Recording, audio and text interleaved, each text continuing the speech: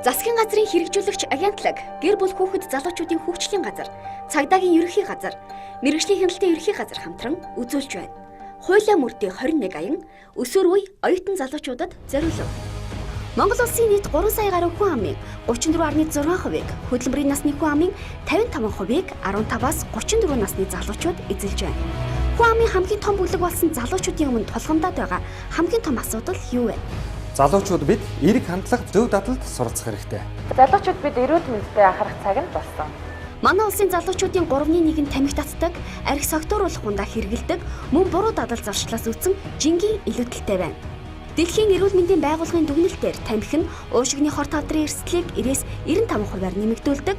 Тамхи татдаг эрэгтэй хүн 13.2 жилээр, эмэгтэй хүн 14.5 жилээр тус богино насалдаг. Тамхи татсны улмаас манай улсын 3 хүн дутмын нэг нь зүрх судасны эмгэгээр, 5 хүн дутмын нэг нь хор тавдраар нас барж байна.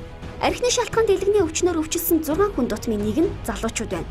Согтуугаар үлдэгдсэн гэмт хэрэг жилд дунджаар 5476 бүртгэгдэж байна. Гэмт хэрэг үйлцсэн залуучуудын 22% нь согтуугаар, 0.4% нь мансуурсан үедээ үйлцсэн байна.